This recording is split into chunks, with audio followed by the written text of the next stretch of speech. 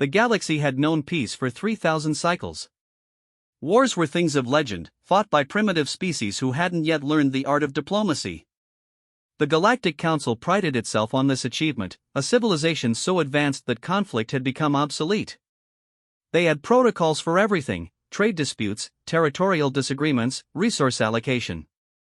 Violence was simply unnecessary. Then, humanity applied for membership. And, for the first time in millennia, the Council watched a species prepare for war not out of desperation, but out of love. Ambassador Zethkar of the Vraxian Empire had seen many species petition the Galactic Council for membership over his 4-century tenure.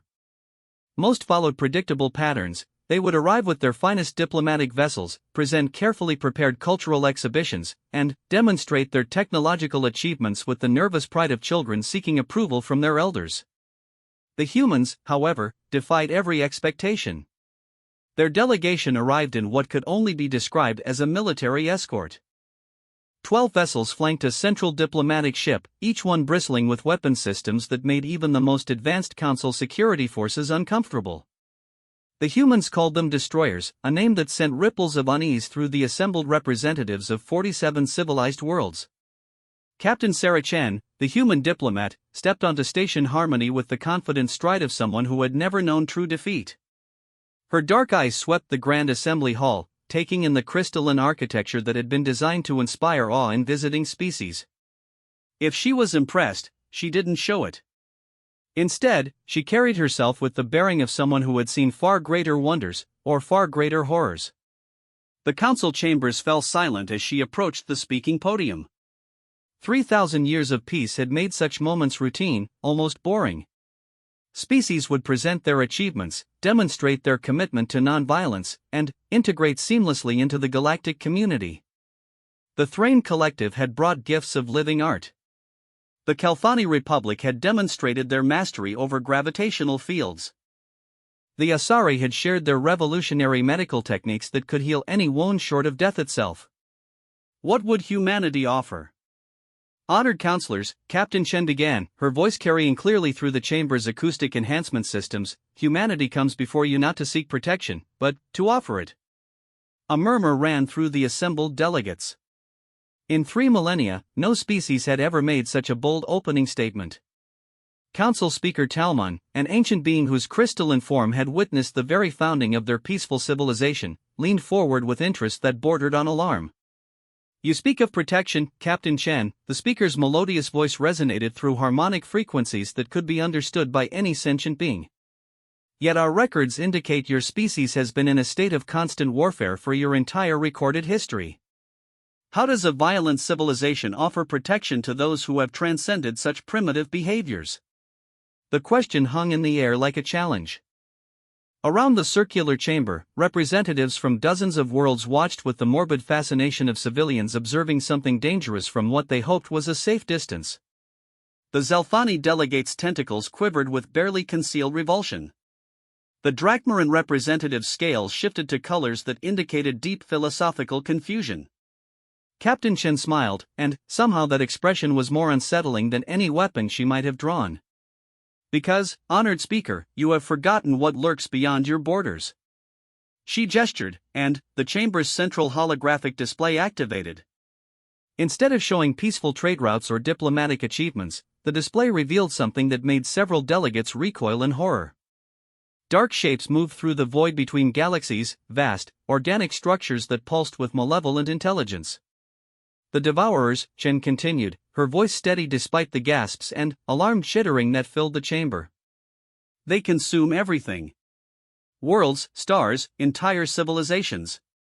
Your ancestors knew of them, fought them, and built this council as a sanctuary. But you've had peace for so long that you've forgotten the price of that safety. Ambassador Krelfon of the Meridian Assembly, whose people were renowned for their perfect memory, spoke with trembling authority. The Devourer War ended 4,000 years ago. They were driven back beyond the galactic rim. Our defensive perimeter has held for millennia.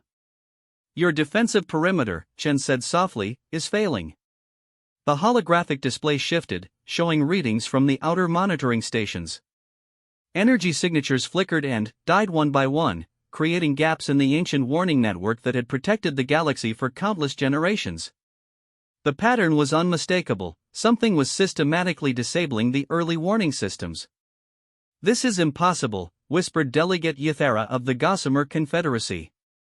"The perimeter stations are self-repairing, powered by stellar collectors, monitored constantly, by who?" Chen interrupted. "When did any of you last send a maintenance crew to the rim stations? When did you last test the defensive protocols? You've had peace for so long that you've let your guardians grow old and die while you celebrated your civilization." The uncomfortable silence that followed spoke volumes.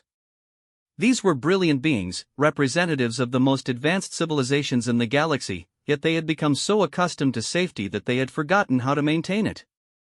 Speaker Talmon's crystalline form darkened with what might have been shame. "Even if what you say is true, what can humanity offer? Your species has barely achieved faster than light travel. Your weapons are primitive compared to Council technology. Your ships," "Our ships," Chen said, cutting through the speaker's words with quiet intensity, "were designed to fight wars you've forgotten how to imagine.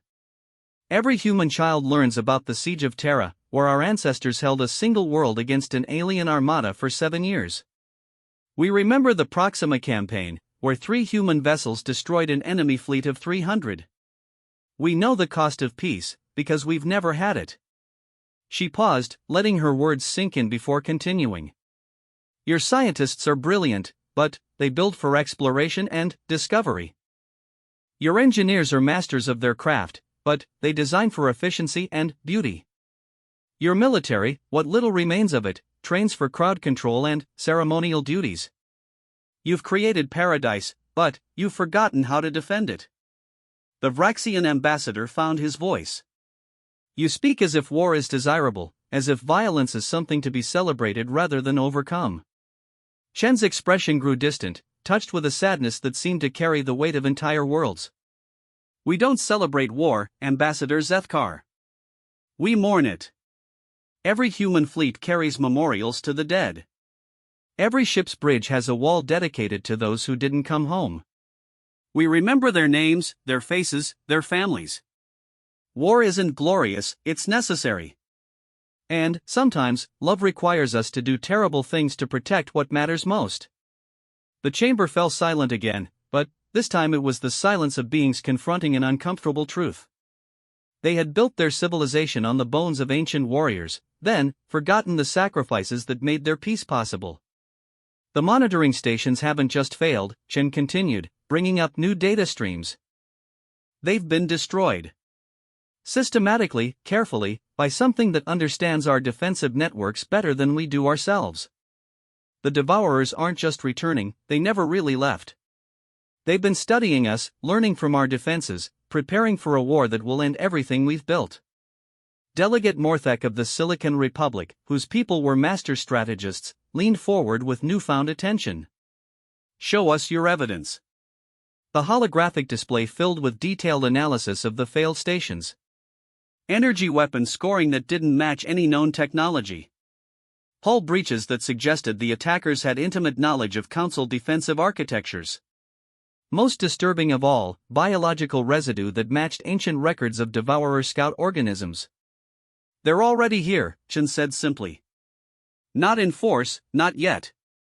But their advanced scouts have been operating in Council space for decades, possibly centuries.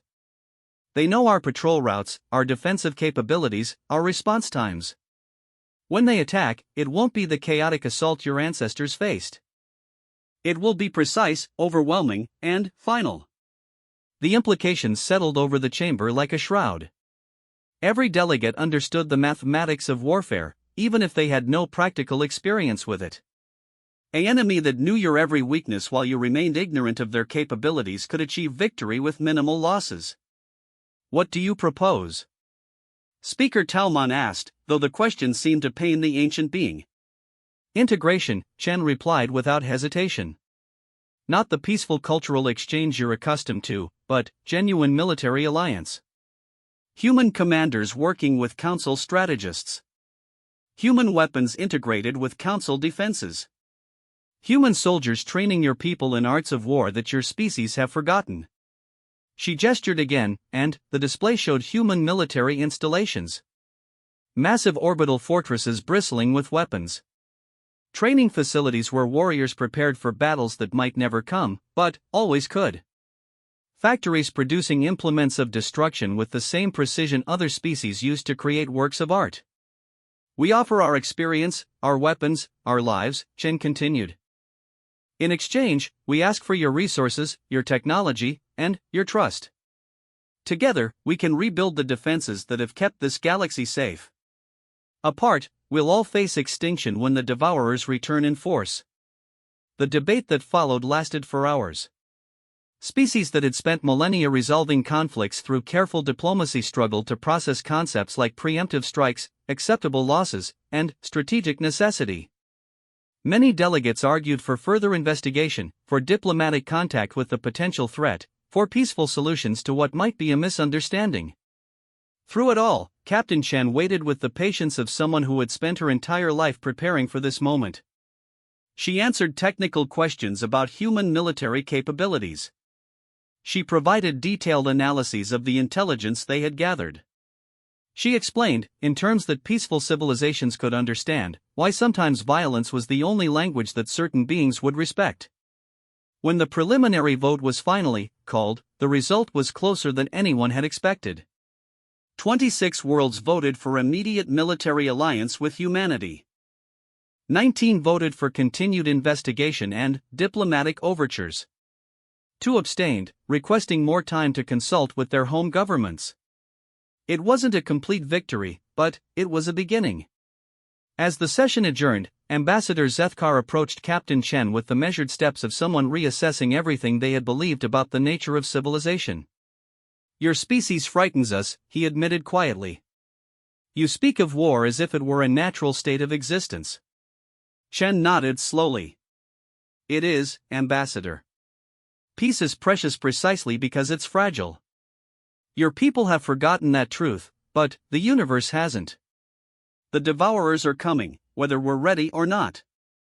The only question is whether the galaxy will face them united, or watch paradise burn while arguing about the morality of fighting back. As the human delegation departed Station Harmony, the Council found itself confronting a reality it had spent 3 millennia avoiding.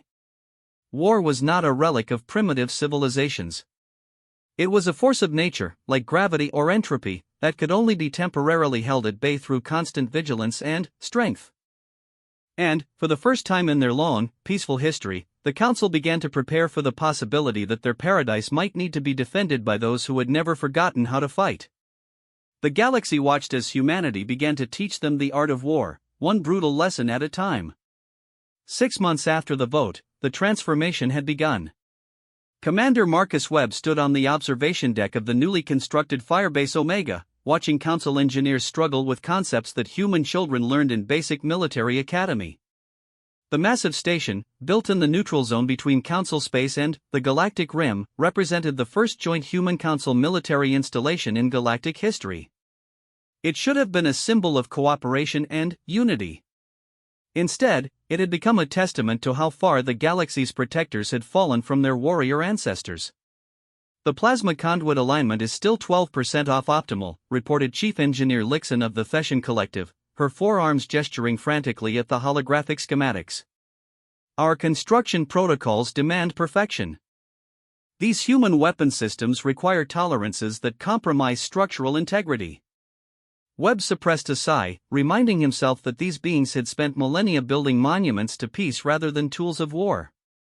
Chief Lixon, in combat, 12% efficiency loss is acceptable if it means the weapon fires when needed. A perfect weapon that fails in battle is worthless. The concept seemed to physically pain the engineer.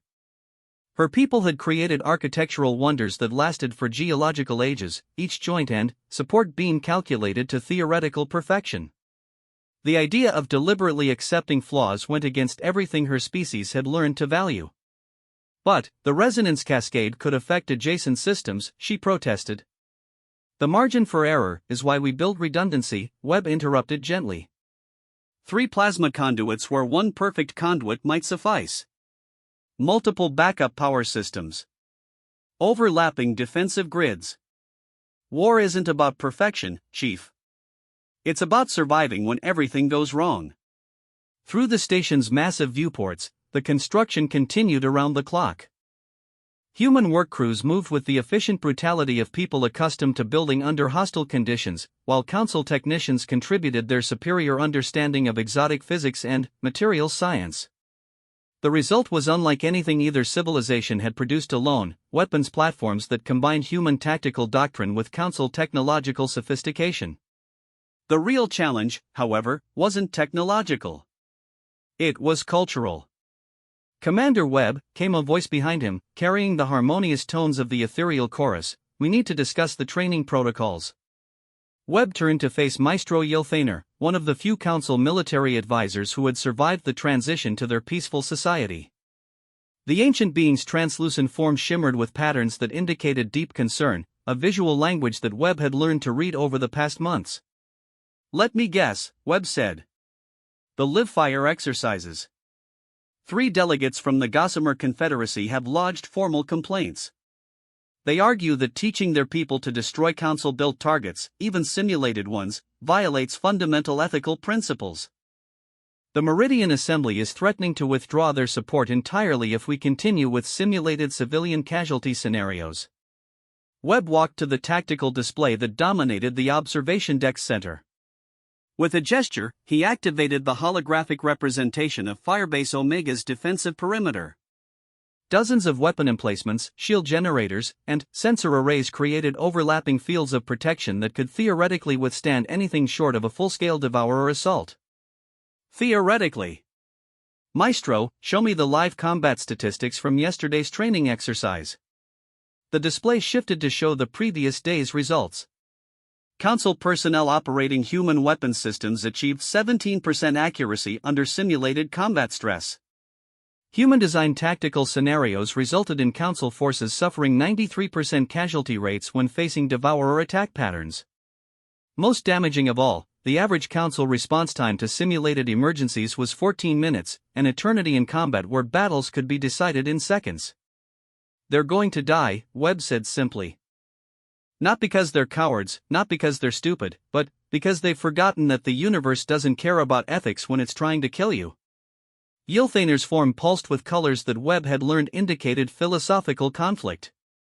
"These people have built a civilization based on the principle that violence is never the answer. You're asking them to abandon the very values that created their paradise." "No," Webb corrected, "I'm asking them to remember that paradise requires guardians.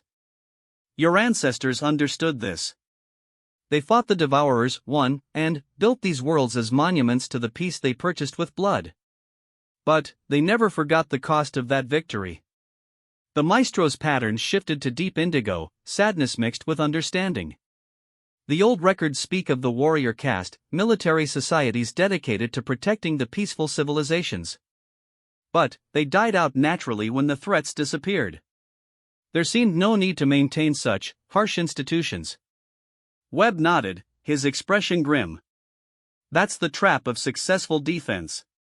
When you protect something perfectly, people forget why protection was necessary.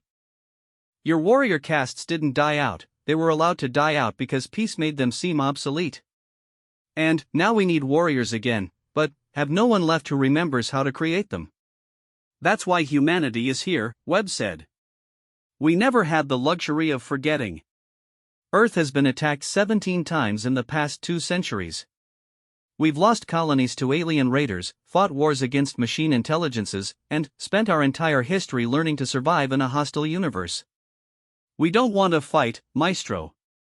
We fight because the alternative is extinction." The tactical display updated with new intelligence reports from the Rim monitoring stations, or what remained of them. In the past month, 7 more stations had gone dark, their destruction following the same methodical pattern that suggested careful reconnaissance and precise execution. The Devourers weren't just returning, they were preparing for a war fought with surgical precision rather than brute force. "The council session tomorrow will determine the next phase of the integration program," Yilthaner said. "Many delegates are having second thoughts. The Theshan Collective has proposed limiting human involvement to advisory roles only. The Silicon Republic wants to pursue diplomatic contact with the entities responsible for the station failures. Webb turned from the display, his face reflecting the weight of responsibilities that seemed to grow heavier each day. Maestro, do you know why humans name our weapons? The question seemed to surprise the ethereal being. I know. It seems an odd custom, to personify instruments of destruction. Because we remember that every weapon carries a story, Webb explained. The rifle that defended Earth during the siege. The missiles that broke the blockade of Luna. The ships that carried evacuees from burning colonies. We name them because they're not just tools, they're memorials to the people who used them, the battles they fought, the lives they saved. He gestured to the sidearm at his hip, a human plasma weapon modified with Council power cells. This is Remembrance. It belonged to Captain Sarah Martinez, who held at evacuation point on Titan for 6 hours against impossible odds. She died so that 3,000 civilians could escape. When I carry her weapon, I carry the memory of her sacrifice. Ylthaner's form shifted through several color patterns before settling on a deep golden hue, the visual equivalent of profound thought. You're saying that your weapons culture isn't about glorifying violence, but about honoring those who chose to fight when fighting was necessary. Exactly. Every human weapon is a promise, we will remember the cost of peace, and we will pay it again if we must. Webb paused, then added quietly, that's what the Council has forgotten. Peace isn't the absence of conflict, it's the presence of people willing to fight for something worth protecting. The conversation was interrupted by urgent chimes from the station's communication system. Lieutenant Commander Park's voice echoed through the observation deck with barely controlled urgency. Commander Webb to the operations center immediately. We have multiple contacts on the long-range sensors. Webb and Ylthaner exchanged glances before hurrying through the station's corridors. Firebase Omega had been built using human military architecture, straight lines, efficient movement patterns, and redundant systems that could function even under battle damage. Council engineers had initially found the design crude compared to their flowing, organic structures, but they were beginning to understand the brutal practicality behind every choice. The operations center buzzed with activity as human and Council personnel worked side by side at monitoring stations. Lieutenant Commander Park stood at the central tactical display, her expression grim as she coordinated incoming data streams. Report, Webb ordered as he approached. Long-range sensors picked up 17 contacts moving through the Kepler void, Park said, highlighting positions on the holographic display. Initial readings suggested asteroid debris, but the movement patterns are too regular. Computer analysis indicates artificial propulsion systems. Webb studied the sensor data, noting details that sent chills down his spine. The contacts moved in a perfect formation, maintaining precise distances and synchronized course changes that no natural phenomena could explain. More disturbing still, their approach vector would bring them directly through the gap in the monitoring perimeter that had been created by recent station failures. Composition analysis, he asked. That's where it gets interesting, Park replied, bringing up spectroscopic data. Organic compounds, but not matching any known biological patterns. The electromagnetic signatures are consistent with Council records of devourer scout organisms, but the technology integration is far more advanced than historical data suggests. Maestro Ylthaner approached the display with movements that betrayed growing alarm. These readings, they're similar to ancient records, but the power signatures are wrong. The original devourers were purely biological entities, living weapons evolved for consumption and reproduction. This data suggests technological augmentation. They've learned, Webb said quietly. For 1,000 years of studying Council technology, understanding our weaknesses, improving their capabilities. They're not the same enemy your ancestors fought. The operations center fell silent as the implications settled in. The devourers had been terrifying enough as purely biological entities driven by insatiable hunger. The prospect of that same consuming intelligence augmented with stolen Council technology was almost too frightening to contemplate. Estimated arrival time at the perimeter? Webb asked. 14 hours at current velocity, Park replied. But, Commander, there's something else. The contacts aren't moving toward Council space. They're heading for the staging area where the Joint Fleet exercises are scheduled to begin next week. Webb felt his blood turn to ice. The exercises had been planned as the first major test of Human Council military cooperation, with representatives from 30 different worlds participating in coordinated defense simulations. It would be the largest gathering of Council military assets in centuries, and the Devourers were heading directly toward it. "They know," he said, his voice barely above a whisper. "Somehow, they know about the exercises. This isn't a coincidence, it's a trap." He turned to the communications station. "Priority channel to all Council worlds. Emergency military alert. Invoke the crisis protocols established 6 months ago." The communications officer, a young Zelthani whose tentacles trembled with nervousness, hesitated. "Commander, the crisis protocols have never been tested.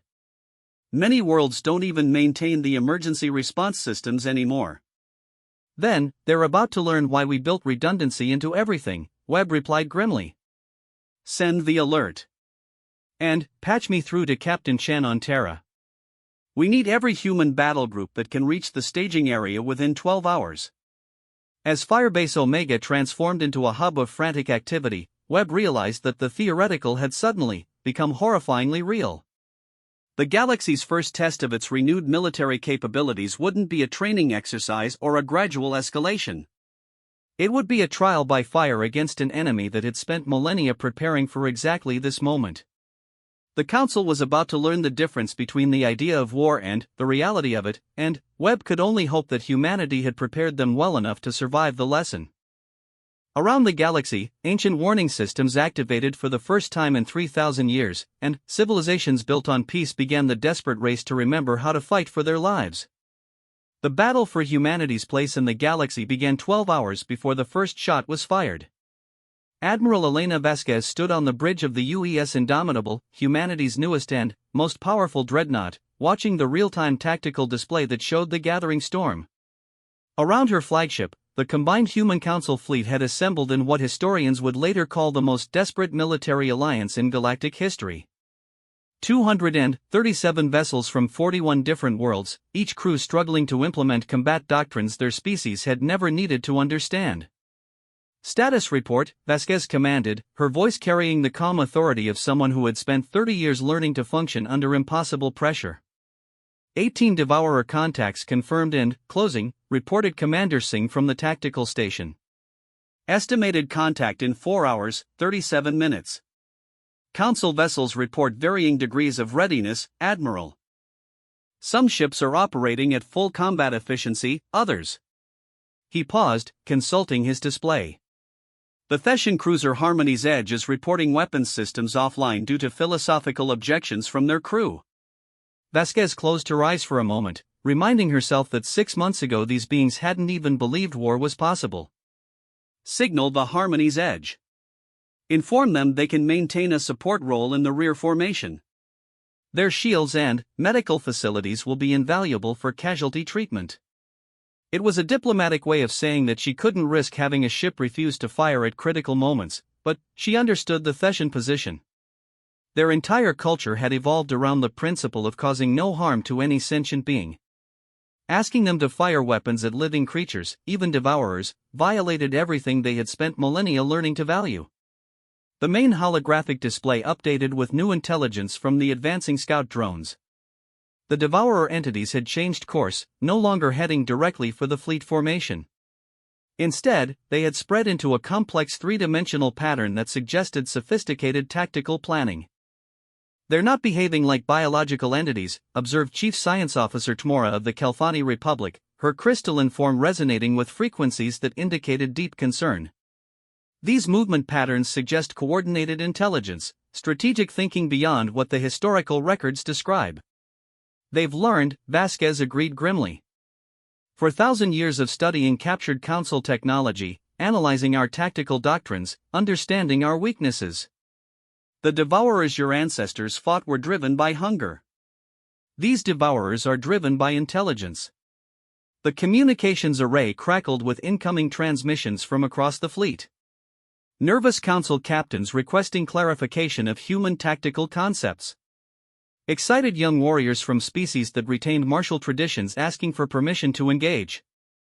Panicked civilian ships that had ignored evacuation orders and now found themselves in the path of an advancing enemy force. Through it all, Vasquez maintained the steady composure that had made her humanity's most respected military commander. She had fought pirates in the Tau Ceti system, led relief operations during the Martian plague outbreak, and commanded the defense of Europa during the Machine War. But she had never faced anything like this, a battle that would determine not just the survival of a single world or system, but the future relationship between humanity and the galactic community. Admiral, came a new voice from the communications station, incoming priority transmission from Firebase Omega. Commander Webb reports massive energy buildup at the Devourer contact sites.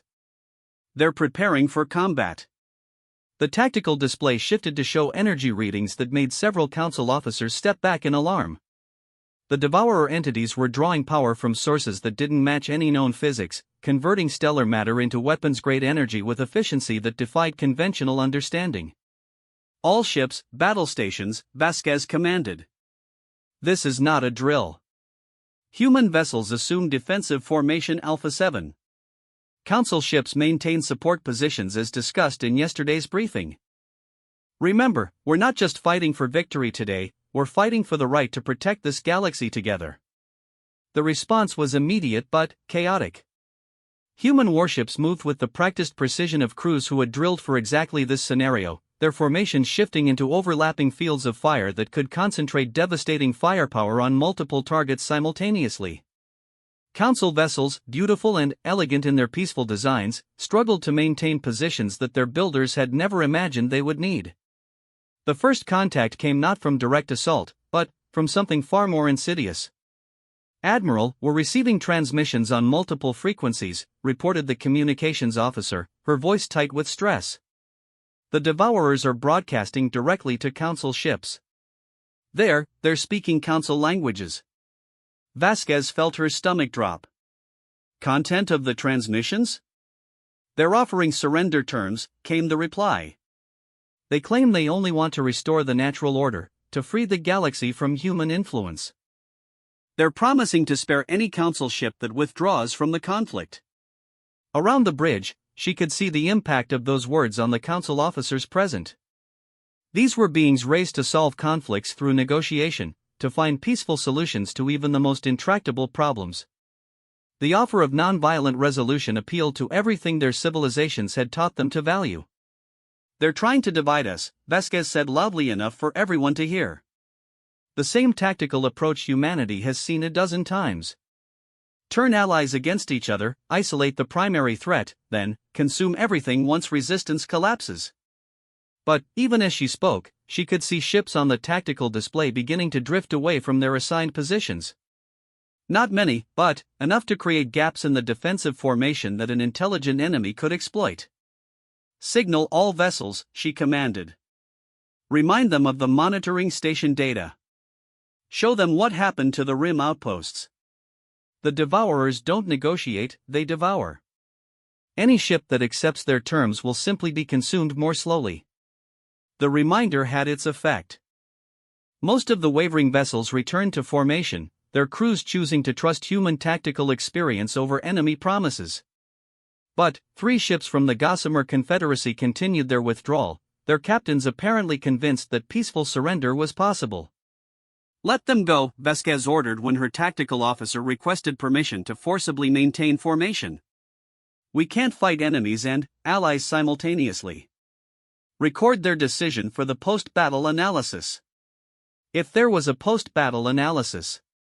The first wave of Devourer entities broke through the long-range sensor perimeter with a display of technological sophistication that shocked even the human veterans. Instead of the massed biological charge that historical records suggested, the attackers employed coordinated strike patterns that suggested detailed knowledge of both human and Council tactical doctrines. Multiple contacts, bearing 27 Mark IV, sang out the sensor operator. They're using some kind of dimensional displacement, appearing inside our perimeter without crossing the intervening space. Vasquez had seen similar technology during the war against the Void Touched, but never on this scale. All ships implement Chaos Protocol. Random evasion patterns, overlapping fire zones, continuous position changes. Don't let them predict our movements. The battle was joined with a ferocity that none of the Council participants had imagined possible. Devourer entities, no longer the simple biological weapons of ancient records, deployed energy attacks that could drain shield generators in seconds and weapons that seemed to learn and adapt to defensive measures in real time. They moved through space with impossible grace, their forms shifting between solid matter and pure energy as tactical situations demanded. But the combined fleet had advantages that pure Council or pure human forces would have lacked. Human tactical doctrine provided the aggressive flexibility needed to respond to rapidly changing threats, while Council technology offered shield systems and energy weapons far superior to anything humanity had developed independently. The marriage of human strategic thinking and Council technological sophistication created synergies that neither civilization could have achieved alone. The first major breakthrough came when Captain Ylfaner, commanding the converted Council science vessel Truthseeker, managed to analyze Devourer energy patterns in real time. His discoveries were immediately broadcast to the entire fleet. Their adaptation protocols have limitations, his harmonious voice carried across all communication channels. They can counter 3 to 4 different weapon types simultaneously, but additional variations overload their defensive systems. Coordinate fire patterns, use as many different energy frequencies as possible. The tactic worked brilliantly. Ships that had been struggling individually against adaptive Devourer defenses suddenly found their combined fire penetrating enemy shields with devastating effect. The first Devourer entity to fall sent shockwaves through both fleets. It could be done. The seemingly invincible enemies were not invulnerable. But victory came at a terrible cost. The Meridian vessel Star's promise is gone, reported the tactical officer, his voice hollow with shock. Direct hit from some kind of matter conversion beam. They didn't even have time to send a distress signal. Vasquez watched the tactical display as other icons flickered and died. The Kelthani frigate Crystal Song, destroyed while providing cover for damaged allies. The human destroyer Fearless, overrun while holding a gap in the formation. The Vraxian cruiser Hope's Light, sacrificing itself in a ramming attack that took out 2 Devourer entities. Each loss represented not just strategic assets, but crews of beings who had never expected to die in battle. Young Council officers who had joined military service as a peaceful career option. Human veterans who had survived dozens of conflicts only to fall protecting beings they had known for less than a year. Admiral, the 3 Gossamer ships that withdrew, came an urgent report from the communications station. They're being attacked. The Devourers aren't accepting their surrender. On the long-range sensors, the truth was brutally apparent. The Devourer entities were systematically destroying the ships that had attempted to withdraw, consuming their crews with the same methodical efficiency they had shown at the monitoring stations.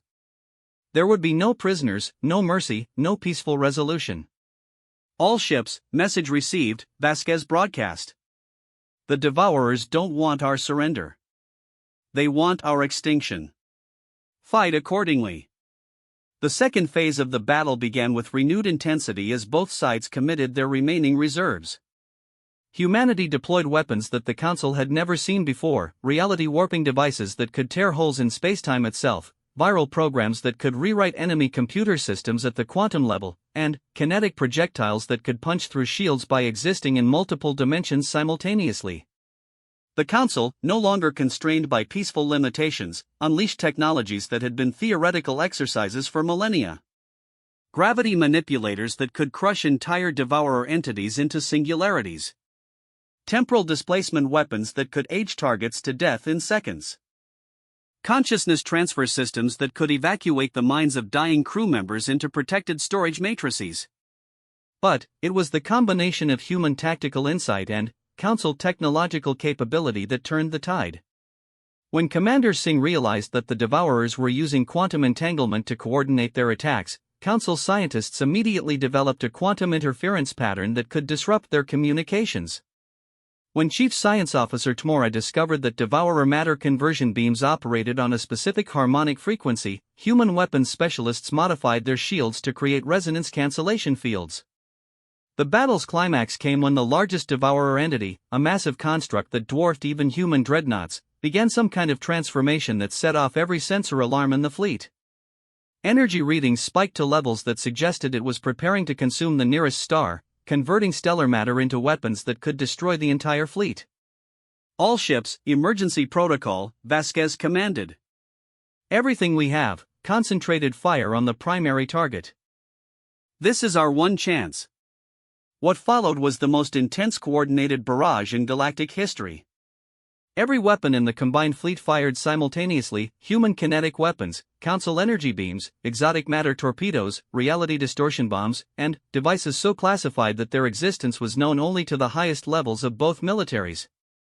The massive devourer entity held together for 17 seconds under that concentrated fire, its adaptive defenses struggling to counter the incredible variety of attack types.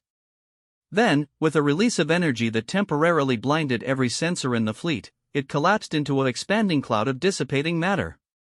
The remaining devourer entities, apparently leaderless without their primary coordinator, began to retreat toward the galactic rim with the same methodical precision they had shown in their attack. The battle was over, but everyone present understood that this had been merely the first engagement in a much larger war.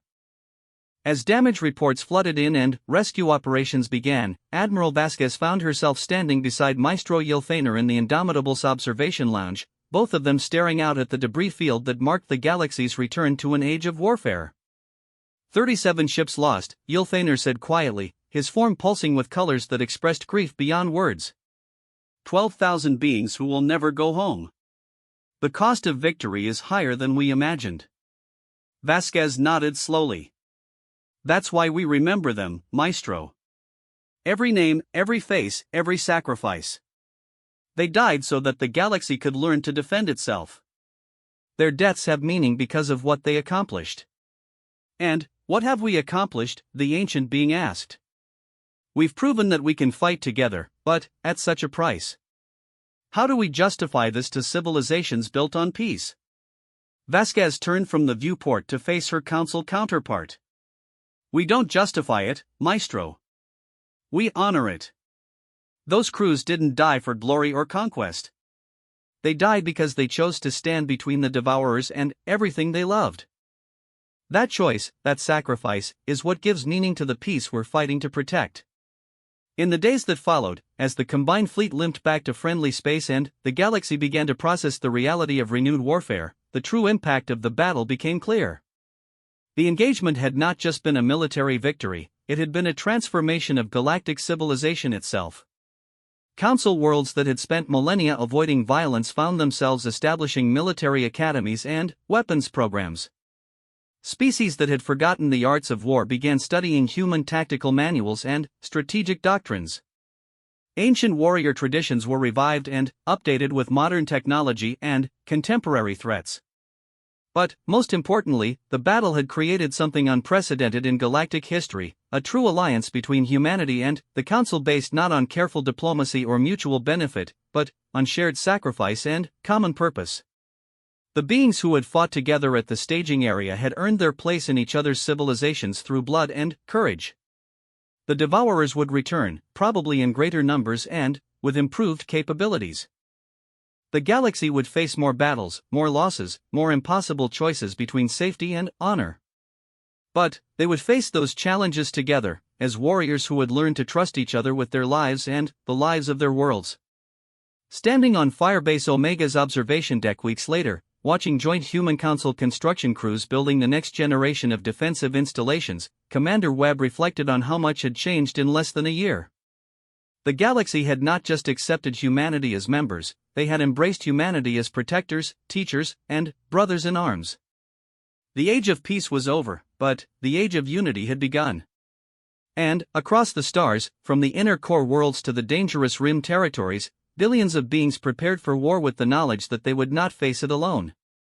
Humanity had come to the Council seeking membership. Instead, they had given the galaxy something far more valuable: the strength to defend itself and the wisdom to remember why that defense mattered. The stars themselves bore witness to this transformation, and, in their ancient light, the future of galactic civilization burned brighter than ever before.